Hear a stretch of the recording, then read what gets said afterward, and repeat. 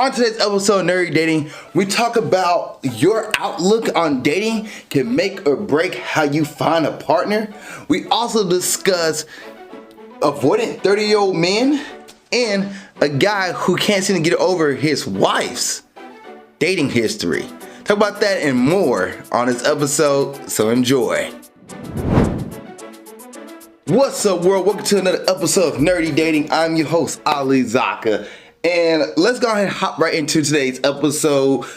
But before I do that real quick, I just want to thank you guys for watching the series. Thank you guys for following along. Please share with your friends and family. Please like and subscribe on YouTube, Spotify. If you see this on Instagram, TikTok, please subscribe to the podcast and like it and share it.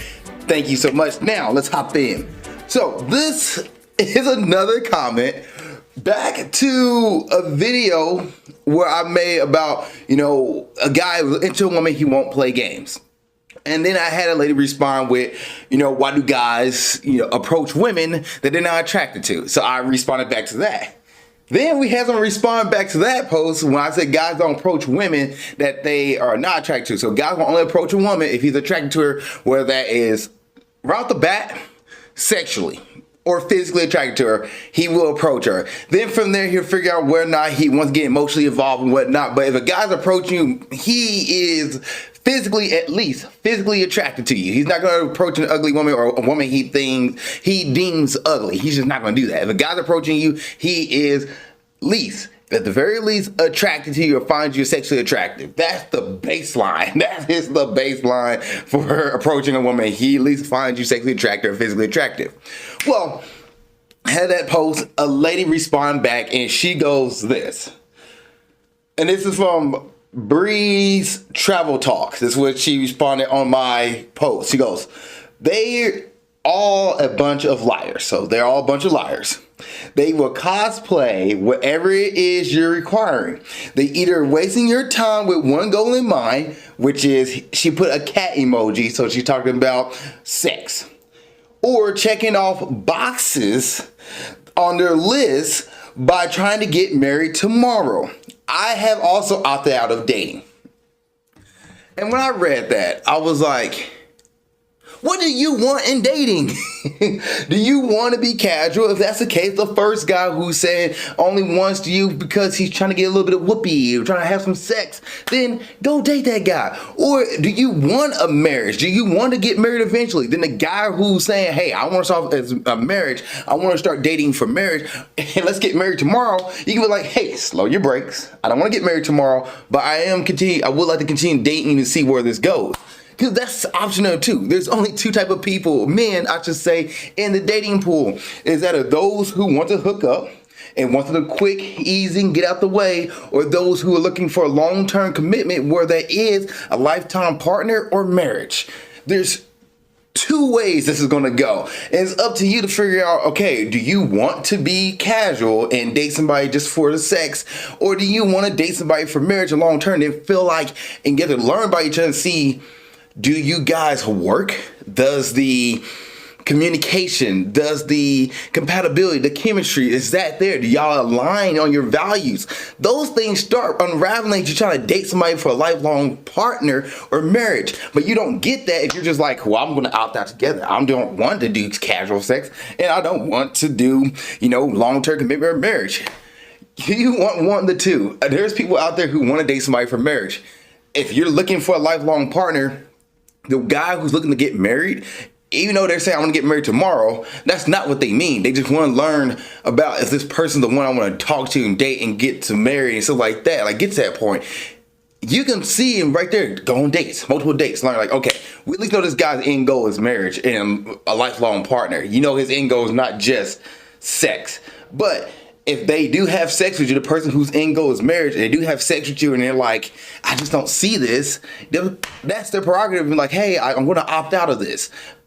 But you want somebody, if your goals is to go for marriage, go for a lifelong partner, you want to date that second person. You don't want to date the first person who's only looking to be, that guy who just want to get laid. And that dude who wants to get laid, you said they're going to cosplay wherever you want. They're not going to cosplay forever. Cosplay is It's not a full-time thing. You're not going to be this character that you're portraying, because eventually that wall is going to break and you're going to find it and you're like, oh, I thought you said you had this value, but yet you're doing X, Y, and Z. Their actions are words. Follow their actions. That person who's cosplaying, he's not going to be able to hold up those actions for so long before he's like, I'm in this for a year. We're not in a relationship. He's playing around. Yeah, no, that's not a guy you want to be dating from the jump. So when it comes to dating, because one thing that got me off on this tangent here when reading this post was that the mindset of the person posting it was very negative. You can't be negative when it comes to dating. You have to be optimistic, open-minded, and be ready for whoever comes around that corner. It can be, all right, this person you're about to talk to on this date might be the person that turns into a 13-year marriage or a 14-year lifelong marriage. Or it might be a person you just meet for a nice cup of coffee or a nice cup of, I don't know, alcohol. A cup of alcohol. It's like I don't drink. Somebody you're meeting for a drink or two and then learn that, hey, this is not going to be a lifelong thing. This might just be a one night, get to nice know you and jot on out into the sunset. And not saying you have to hook up with this person. It just means this time you're meeting somebody for however long, it's just for this moment and not for a lifelong. But you don't know that until you get somebody to try. Dating, whatever your dating goals are, go in with that. Say, I'm looking for a lifelong partner, or say, I'm looking for casual. I'm not looking for the next best thing out there. I just want to know, I just want somebody for right now. Go in with those intentions or wherever your intentions are. And that's different for every person. If you're somebody who's looking for a lifelong partner, then you go talk to somebody who's looking for a lifelong partner, and you have to figure out who that is. And somebody who's looking for casual or just short term or whatever the case would be, because you're moving in 2 months, then go date for casual or just a partner that you have, and let those expectations and intentions be known. Dating, one, when it comes to dating, people can't read your minds. And two, you have to be upfront and honest with what you want. And then when you see somebody else is not being honest or seeing what their actions are and their actions saying what they want versus what they're saying, then it's up to you to make the option say, hey, I'm going to cut this one. I'm done. Or, all right, let me see what the next week looks like or the next month looks like. Dating takes time. Finding a partner takes time. You're like, I don't want my time wasted. Well, you're not going to just walk out of the house and find Mr. or Mrs. number one right out the bat. You're not. You're going to have to weave through a bunch of people and evaluate your options depending on what you're looking for. If you're looking for casual, you'll find that immediately. If you're looking for a lifelong partner, it's going to take some time. It's not going to be the first person. It might not be the second person. It could be the 15th person you're going to date with. But you're not meant to date you're not meant to be with the world, but you're meant to be with one person that matches best with you. And that's where you should go in intentions of dating. Open mind, ready to meet whoever it is, and then for those dates, have fun on dates. If somebody mentions something that you're not going to enjoy, let's say somebody's like, hey, let's go to, I like a little bit of everything. So I'm trying to think of something that really would be like, I'm not a country fan, but somebody's like, let's go to a country show. Sure, let's go. Let's go have fun. Let's go make the best of it. I don't know what the artist is. I might be into whatever the artist is saying. I'm not a country fan, but I might find myself liking Florida Georgia Line. Like, you never know. So, don't go to dating with a negative mindset. That's a negative post. There's somebody who, with that mindset, and dating's going to be harder for them to find a partner, whether it's a casual fling or a lifelong partner, because they're going in with a negative mindset. You go into dating with a positive mindset, you're going to find somebody that, whether it could be tomorrow, next month, maybe a year of dating, but you're going to find that person eventually. You just got to put yourself out there, keep an open mind, and keep looking at every person you meet as an opportunity versus you know what, I'm done. They only want one thing. Reddit time. All right, first one here. Early 30s avoidant guys. I attract and am attracted to somewhat avoidant guys. I always feel they are unable to commit and frequently withdraw, but have true feelings for me. Eventually, I try too hard and scare them away, but usually these on and off situationships last years. It has made me feel like I can't trust my instincts. In other areas of my life, in my work, friendship, and with family, I am very intuitive and empathetic to people's emotions. I am the first person people come to talk to about their problems because it's easy for me to understand things from their perspective.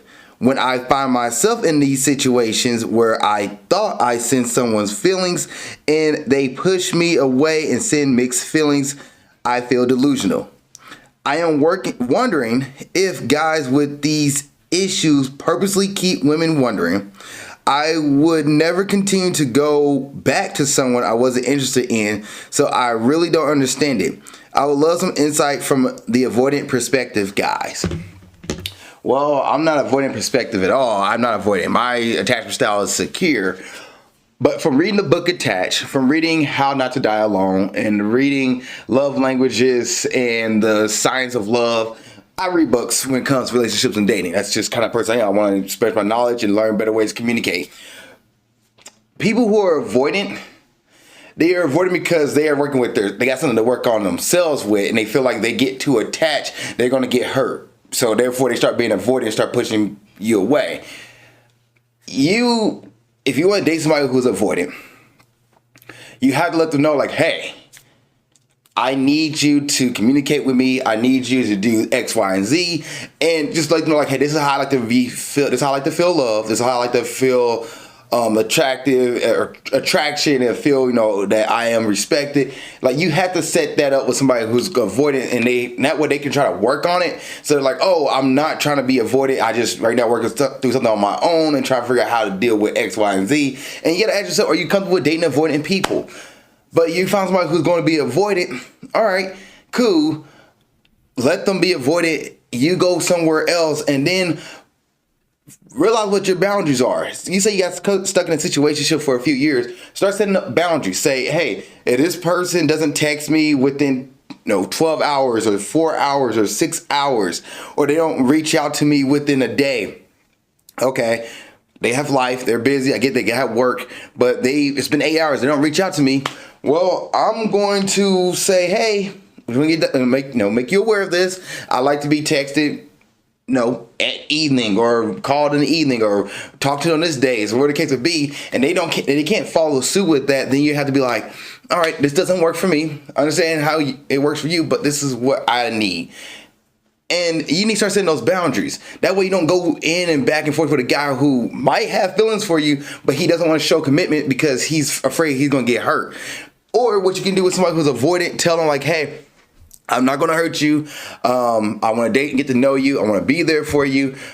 But I also need this in return. And they keep pushing you away, and they're not trying to, okay, well, I know she needs this. I know she needs that. So let me try to hit these things for her to make sure that she feels comfortable enough in our relationship. And that way I'm comfortable enough in my relationship as well. If that guy's not trying to do that and they're still being avoidant, then you have to let it go. And I wouldn't give somebody, if you're going to date an avoidant person, give them a month, 2 months to see if they can, change the way that they're navigating and try to invest and improve in the relationship. But they're not trying to do that, and you're seeing that. Then you're like, hey, it's been fun dating you. I'm going to keep going. And you see they're not making effort, and not the on again, off again kind of cold stuff. Somebody's been on again, off again. That's too much. But an avoidant person would do stuff like they will be hot for a moment, and then they might go cold for a day or two. And then you gotta let them know how it feels. And that way they have to communicate with you too. They gotta be like, oh, I'm sorry. I will go cold, after a weekend of togetherness and just, gotta recharge. I might be an introvert kind of person. Like, you don't know what that person is. So if they're communicating with you and they're talking to you and letting you know how they're going, but like they're going super cold, all right. I mean, not even like a text message or a hello. They're going that cold, and you gotta ask yourself, does this work for me? If it doesn't, gotta get out. If it does, cool, you find yourself a partner. But that's how you want to come to dating an avoidant person. But also, what's your attachment style? You gotta learn that about yourself. Are you secure? Are you anxious? Are you avoiding as well? Because if you are, then that's gonna work. Like, two avoidant people trying to date each other is not gonna work. They're gonna keep going this way. But if you're an anxious person, you're like, I need them to text me good morning every 5 minutes. I need them to let me know when they get X, Y, and Z or what they're doing. You gotta be cognizant of that too, and understand that if you're anxious, silence from them doesn't mean they're avoiding you. Silence from them could be like they're busy with something, but they'll reach out when they get done or reach out when they're free. That's two different things. But usually somebody who's busy, they're going to respond to you within, a couple of hours. It's not going to be a whole 2 days or a day. So there is some boundaries there that you can look at, but really, what are you looking for? How do they make you feel? And if you don't like the avoidant person, instead of lingering in on and off again situation for a year, end it early. Say, hey, this doesn't work for me, and keep it moving. Next one. I confessed to a girl and she didn't exactly say no. We known each other for more than a year and we're been very good friends. 2 months ago, I started acknowledging my feelings for various things and stopped being in denial. And through that came the feelings for this girl. Okay, realizing you have feelings for a girl. 2 days ago, I told her, why did I say 2 days ago back? But 2 days ago, I told her that I wish something could happen between us. Very Brooklyn Nine-Nine style, LOL they put. I told her that I felt this way when we went to a stand-up comedy show a year ago, but chose not to act on it because she told me she was going through something, going as far as getting therapy for it. I told her that I assumed she needed space. Oh, okay, that's not really good. But all right, she told me that she was putting her energy into this during that time too, but felt that she was rushing, so she held back. Okay, she said that she would have liked it if I made a move then. Anyhow, she said that she has some stuff going on in her life and she does not want to manipulate anyone. And that it's better for us to not be distracted because we both have exams coming up, so they're in college. I can only assume that's the reason. I don't assume, man. Do not assume. And that way she can also walk her path. What do they even have to do anything? She said she liked that I was being honest with her and that if I'm looking for an answer, we can talk about it over coffee after our exams. Okay. I don't know why, but I said it's all right. I was prepared for it. We don't have to answer. It's been 2 days since this and we haven't texted again. What does this mean for me and what should I do now? Go to coffee with her after you guys are done with the exam. She didn't close off the door. She just said, hey, I'm busy right now. Got school going on. Life is this. Life is happening. Hey, but I'm excited to get coffee with you once we're done with school. Do it. Go have coffee. Go see what happened. Now, the whole texting thing, you just told her that you have feelings for her. She might need to process it, but the texting every day, you don't have to text every day, but you can say hi, how you doing? You want to go study and stuff like that. You still do that kind of stuff, but once you guys done with exams, go get coffee. Plain and simple. All right, moving on. Older man. Hello, I'm 20 years old and I'm currently talking to a 45-year-old man online. I started to really like him a lot. However, I'm worried about the long-term situation of dating a guy who is 25 years older than me.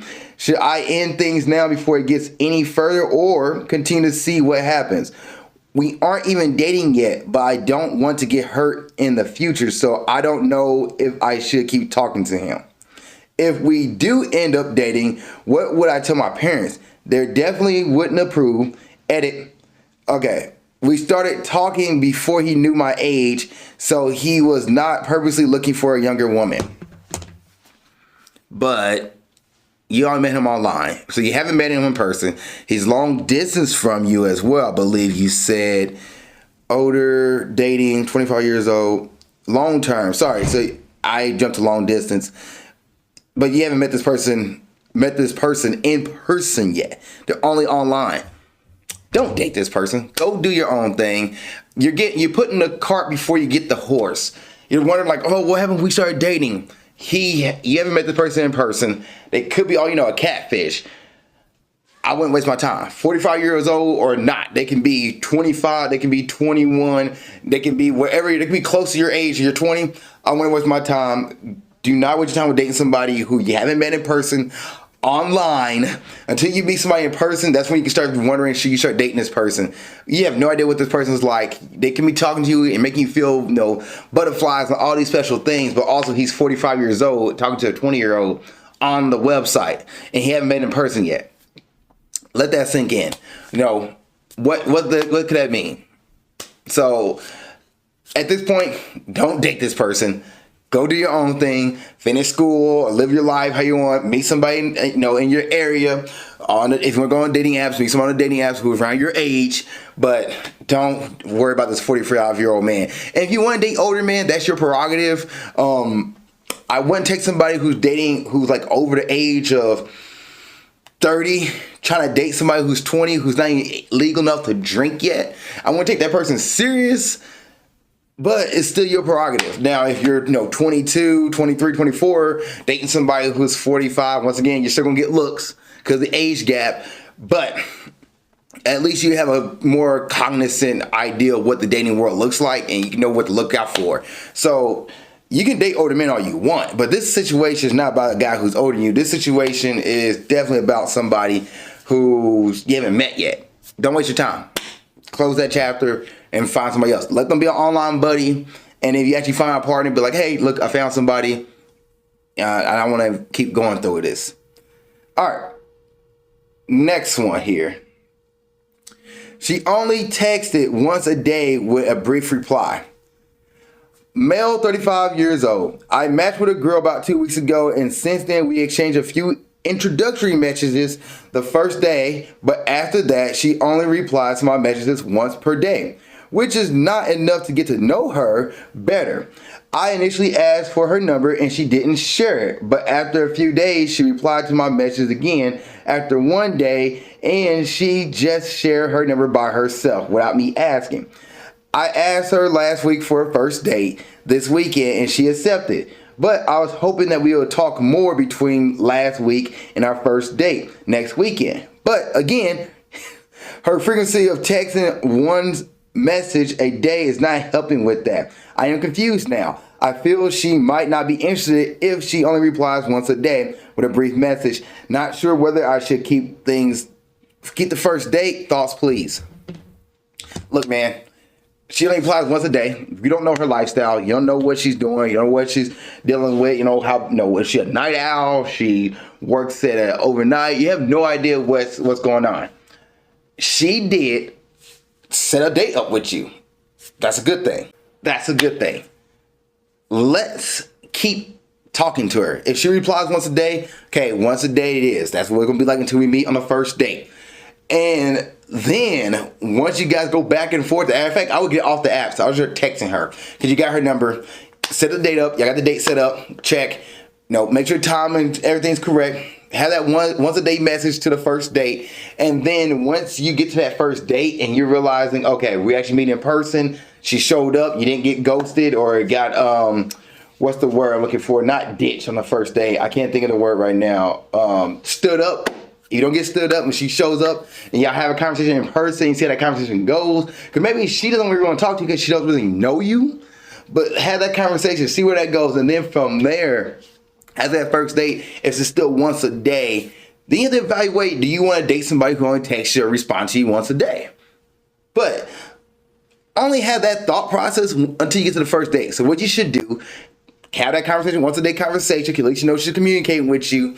When that first date come around and she does show up, cool, have a good time on the date, and then go from there. And she does once a day messages after that, then you can be like, does this work for me? Does it not? Okay. But until then, just go with it.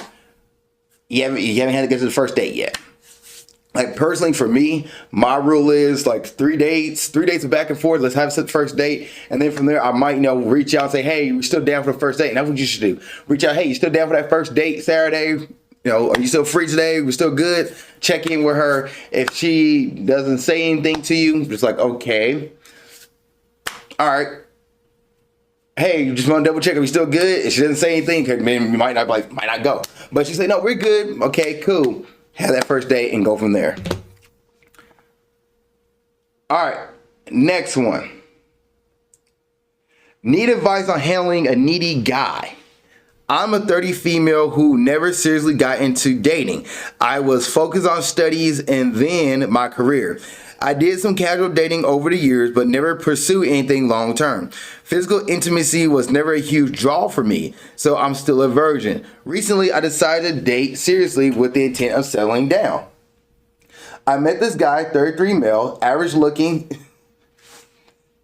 Imagine being told, he's average looking, sweet, and seemingly respectful. We vibed well, so I thought I'd give it a shot, including the physical aspect. We kissed, and while there were no fireworks, oh, she said it wasn't bad either. So I decided to take things a little further and stayed over at his place. However, it quickly became too much for me, and I left early that weekend. Okay. Since then, he's become super needy, constantly wanting to talk, video calling every time I send a simple good morning text. Even though I told him that constant video calls aren't my thing, he didn't stop. He also started nagging about how often I text or call, even though he never initiates. And I never complain about that. On top of that, he often interrupts or assumes what I'm saying before I finish, which is frustrating. I brought it up and nothing changed. So I decided to push some boundaries and told him I am unavailable over the weekend due to work. The weekend passed and I'm stuck to my word. No calls, no text, and interestingly, he also didn't message me once. I'm actually okay with that. It was peaceful, but I know he's stewing and will probably unload a guilt trip when we do talk. I do think I need to speak to him and meet up, but I really don't want to console him or get sucked into unnecessary drama. What's the best way to handle this? Should I even continue seeing him? It's been less than 2 months of meeting and it's going pretty decently before the weekend. You don't like him. You don't like him. If it was somebody you really enjoy their time, enjoy their company, you wouldn't be annoyed by the fact that they might want to have a video call. You wouldn't be annoyed by the fact that they want to text you and communicate with you. If they really like you, they would have found a way to have a conversation with you and talk to you.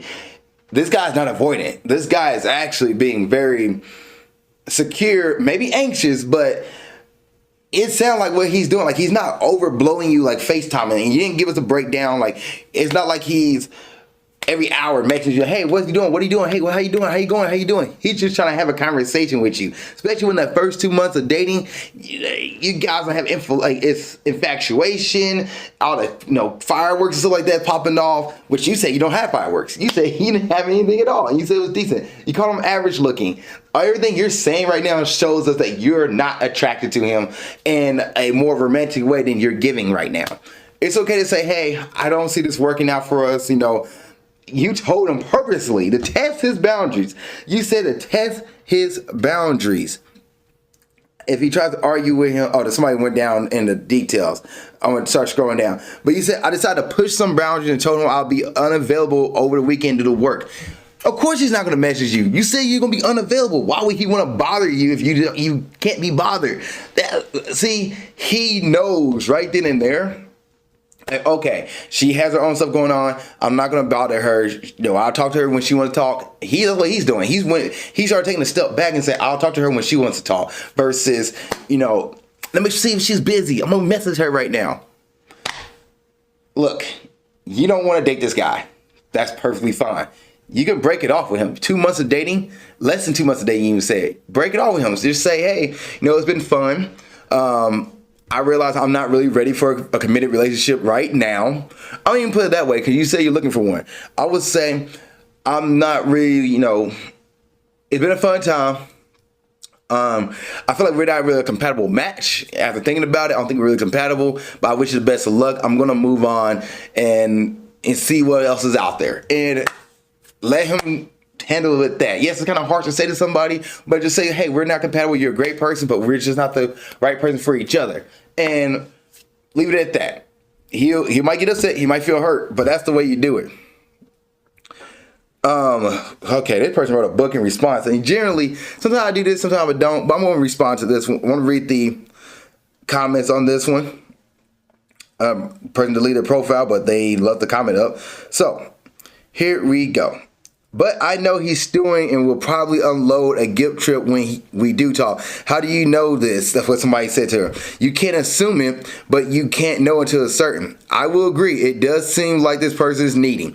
That doesn't mean he's going to guilt trip you into feeling bad for taking time for yourself over the weekend.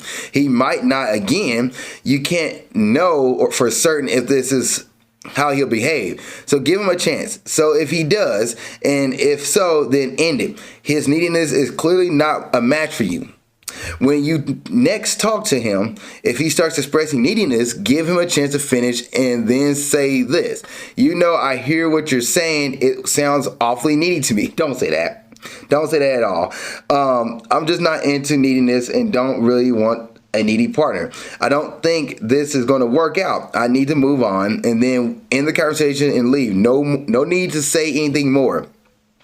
You want to express it in this way. I hear what you're saying, to let him know that his feelings haven't gone unheard. That's important for him to know. But following up with, it sounds awfully needy to me. Don't say that. If he tries to argue, okay, this will be a learning experience for you. What to avoid in a dating partner. Unfortunately, the dating scene is full of bad experiences like this. I speak from experience, having spent nearly 30 years off and on in the dating scene. I eventually gave it up and haven't looked back since. As many others have said to me when I was actually dating, you have to kiss a lot of frogs, figuratively speaking, before finding the right one for you. In my case, there were a few too many frogs, and I finally realized I needed to get out of the swamp. I've been much happier since I did. All right, the person decided to go that route. The original poster said, "Thanks so much. You are right. I'm assuming it will happen this way, and it had happened in the past. However, that is only one singular time, and I'm assuming based solely on it, which is very presumptuous on my part. Thanks so much for your comment. It has really put things in perspective for me." And somebody said I agree with the comment above. But they said, please don't ghost him though before breaking it off. Let him know what ended the relationship so he knows he needs to work on. But here's the thing. One person needing this, like that person messaging, texting you, face calling you, will be perfect for somebody else. So that's how they like to express love. They want to talk to the person they're dating. They want to be, have that conversation. If that's how they like to express it, they will find somebody who will enjoy that just as much as they do. Y'all two communication styles are not the same, and that's okay. And you can just say that without saying you feel awfully needy to me. Just say, hey, our communication styles are not the same. You can even say that to them, like, we're not compatible as far as communication. We're not compatible as far as, how we like to give love and attention, and that's okay. You're a good person, but not the person for me. I'm going to move on, and I wish you the best. And that's it. It's a lot easier to say than somebody you're awfully needy. Cause that just sounds like you're taking a dig at somebody, and that's not a good thing. Nobody wants to feel like they've been attacked. Nobody. All right, we're gonna go one more and then call it an episode. How can I, 31 male, move on from my wife's 31 female past? We're in our early 30s, in a relationship for half a decade. We're having a fantastic life and regular sex too, so I can say everything's all right. However, there's always a however. A year ago, on a random conversation while passing a school, she slipped and told me that she had done it with someone on the school grounds and more than a decade back. I asked who, but she didn't answer directly. Basically end of conversation, and I felt I was shut down. Then 2 weeks ago, while passing a beach, she said she had done it there too, in the shower rooms, but happened before we met. I was shook. Shook it to my core. I know my significant other's past because she said that she had only done it with her past 4 boyfriends, but the 2 instances were not her boyfriend. Suddenly, this new information is making me feel uneasy, and I'm having intrusive thoughts.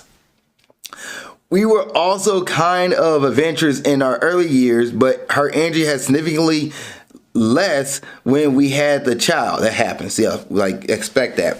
I'm fine with this until the thought of her omitting her encounter is really making it hard for me. I feel like I don't know her completely because of this new info. I'm having a massive insecurity and feeling that I'm not enough. I was reading some threads here and there, and that it's not okay to ask for body count and man up, but some people also think otherwise. And in my situation, I need a closure on this by knowing her past completely. No, you don't. How can I start a conversation with her about this? How can I overcome this feeling? Don't ask about her past. That's not going to benefit your relationship right now.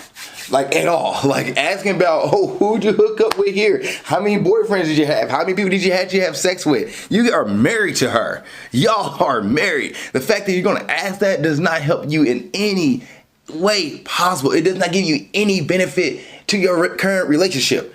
What you need to do, she mentioned she had sex on the school ground. Okay. She mentioned she had sex in the beach, in the showers. Okay. She just had birth. She gave birth. Wait, how many years? When we had the child was significantly less. Eventually, her early years, but her injury was significantly less when we had the child. So I don't know how old your kid is, but let's say they're 1 or 2 years old. She's probably dealing from postpartum depression, and she doesn't feel as sexy as she once did and as adventurous as she once did. So she's saying these things that kind of be like, without her telling you right off the bat, like, hey, you know what? I kind of wish I was a little more adventurous like that. I wish I had the body back that I had before. I had a kid and my sexuality was higher. How about you become a little more adventurous with your wife? How about you go and try to go to the school ground? Don't do the school ground. That's a horrible place to do it at. I'll go to at night or something like that. Like you're like college grounds, like I don't know, like somewhere like at night, but don't do that there.